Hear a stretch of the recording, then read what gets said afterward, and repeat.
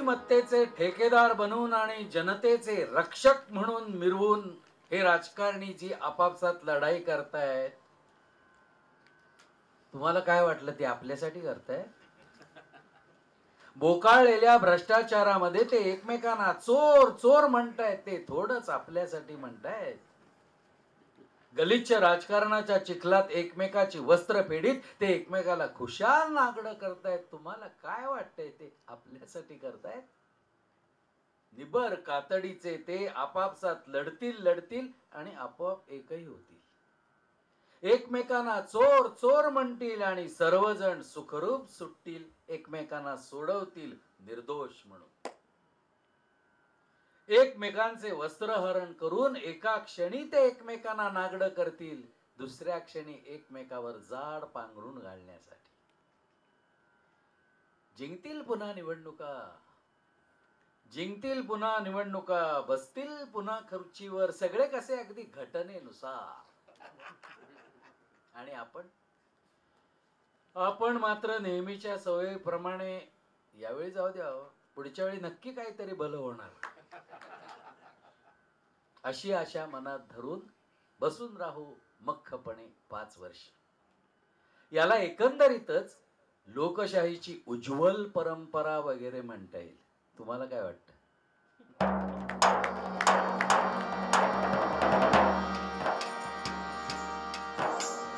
गावामध्ये आला राजा, गावामध्ये आला राजा, चालू लागे झरा झरा.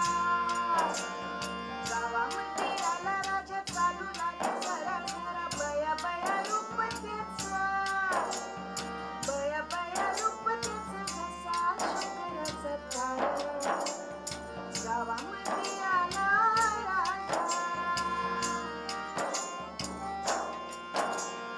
हवा झाली वस्तीकडे, हवा झाली वस्तीकडे, मोर ढोल टोपीवाले. मग हुंदडती पोर बापे थोर चिंधतले. गावामध्ये आला राजा, कुठं वहती नाले, कुठं चिखलाची राड. कुठं वहती नाले, कुठं चिखलाची राड. हिम्मतीचा महाराजा उड मारी काढ काढ. कुठं कळीवरी पोर त्याचा गाल पुरवाडी, कुठं कळीवरी पोर त्याचा गाल पुरवाडी. तुझे बेटा नाव काय, तुझे बेटा नाव काय, बेटा फोडी डर काळी. गावामध्ये आला राजा, अशा डौल रांगोरात त्याची झाली गावखेडी. अशा डौल रांगोरात त्याची झाली गावखेडी. असा दारला दे रे देवा, असा दारला दे रे देवा. मनी मनाच्यात कोणी, राजा आला राजा गेला पुन्हा इमान ते उडे. राजा आला राजा गेला पुन्हा इमान ते उडे. समदे लोक खुळावून, समदे लोक खुळावून बघतात जगाकडे. राजा आला राजा गेला.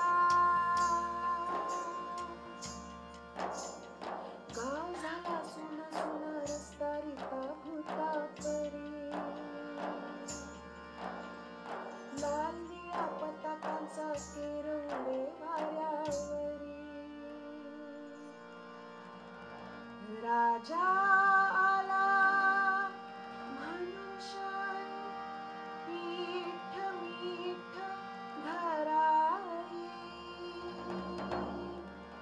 राजा आला म्हणून शान, पीठ मीठ धराई. 8 दिस रजावती,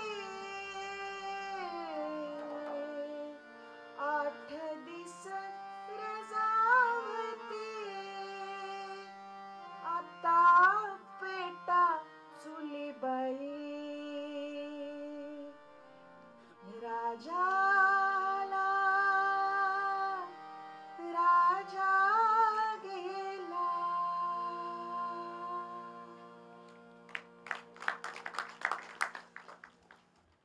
मला चांगलंच आठवतंय, तुम्ही पहिल्या वेळी घरात आलात आणि विझवून गेलात घरातले प्रकाशमान दिवे.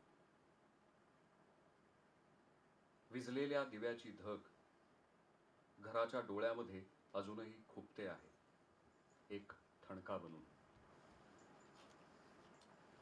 मला हेही पक्क स्मरतंय की जेव्हा तुम्ही परत घुसलात या घरात, तेव्हा घरातल्या इमानी चिमण्यांनी आत्महत्या केली आणि राखली लाज घराच्या पवित्र उंबरठ्याची. त्या सावल्यांच्या शापांचीही नाही वाटली तुम्हाला भीती? आणि आज तुम्ही परत आला आहात. घराच्या या भग्न अवशेषात आज मी उभा आहे, एकटाच. आणि माझ्याजवळ आहे प्रत्येकाच्या कल्याणासाठीची एक प्रार्थना. ह्यावेळी तुम्ही रिकाम्या हातानेच परतणार हे नक्की. कारण प्रार्थनांची कधीही हत्या होत नाही आणि प्रार्थना कधीही आत्महत्याही करत नाही.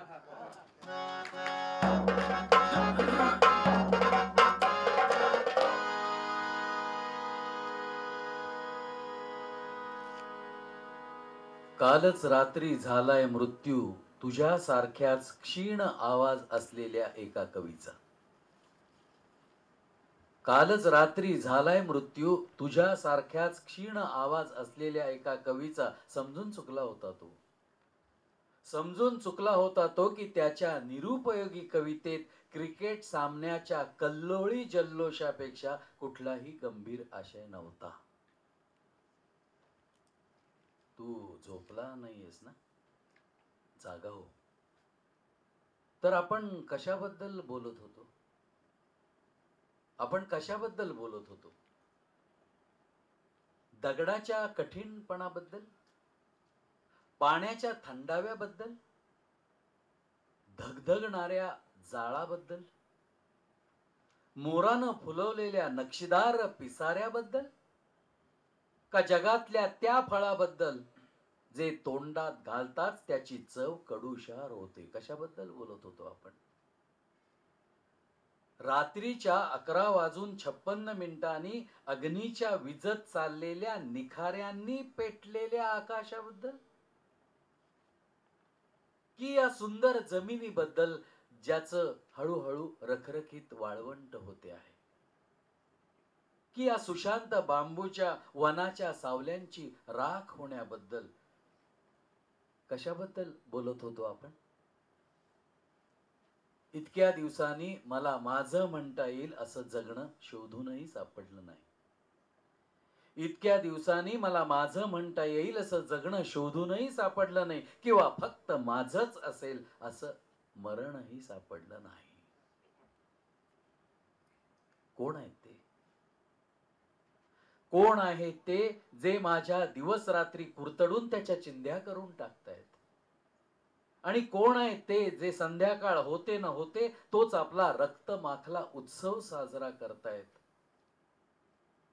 आणि मेलेल्यांपैकी किती जण सामील होणार आहेत त्यांच्या या उत्सवात? तर आपण कशाबद्दल बोलत होतो? गाईचं पाडस किती वेळा हंबरलं आणि किती वेळा रक्त बंबाळ होऊन परत आलं. आणि ते उत्सव साजरा करून परत जाताना जेव्हा त्यांनी मागे वळून पाहिलं त्यावेळी त्यांना काय दिसलं? त्या सुनसान एकाकी नागमोडी रस्त्यावरून जाताना त्यांच्या नजरेतनं कोण सुटलं? तू झोपला नाहीयेस ना? खरंच तुला इतकी झोप आली? जागा हो. आपण कशाबद्दल तरी बोलत होतो.